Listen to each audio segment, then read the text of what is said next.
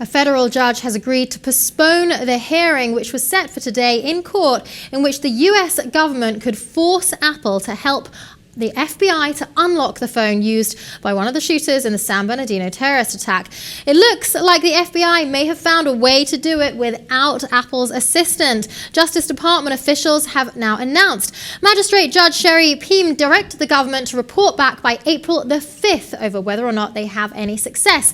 This despite government lawyers and the FBI director insisting for the last month that the Bureau had no other way to access the locked phone than to compel Apple to assist the government. Well, it seems like a big turnaround of events.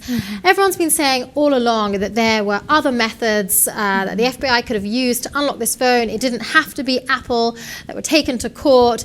People were accusing the FBI of not wanting to just unlock this one phone, but to basically open a back door to unlock all phones. Now it seems the FBI has retreated and said, oh, we have got another method. They've been given till April the 5th, and apparently they are cautiously optimistic.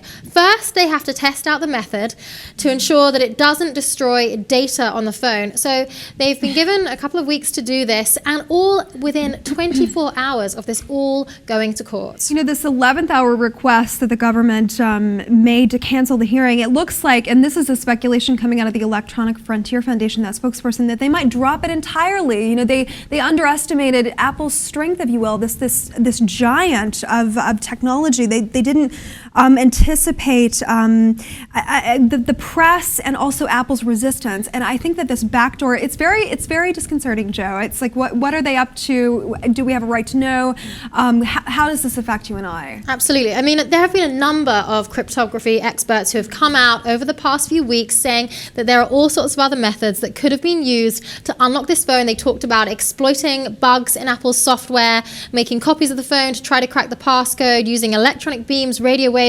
All the time, though, the FBI has maintained that they have exhausted every other method. They've been unable to identify any other method, and that there was no other way other than taking Apple to court and asking them to do this. Now it seems that perhaps because the public have been made aware of what's going on and all this talk about whether or not it was really about the one phone or it was really trying to open a back door to let the government have a look into all of our phones, well, this is what an attorney with the American Civil Liberties Union, Alex Abdo, had to say about it. He said, this suggests that the FBI either doesn't understand the technology well enough or wasn't telling us the full truth earlier when it said that only Apple could break into the phone.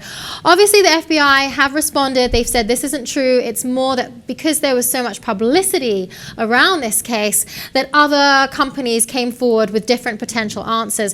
But it definitely, brings to light again the question of trust, the question of national security, and whether or not this really was just about one phone or opening up this back door. Right, and the fact that they could bypass the iPhone's auto erase feature is quite troubling to me. I don't know if you recall, Edward Snowden earlier this month, he actually challenged the notion that tapping into Apple, was the FBI's only way to be able to have any hope in the San Bernardino case. He actually called it bullshit, and to make such a spectacle of making it a national security issue that they have to get into these phones, it's disconcerting to say the least. Well, the phone, just as a reminder, belongs to Syed Farouk, one of the attackers in the San Bernardino attack that killed 14 people, injured 22.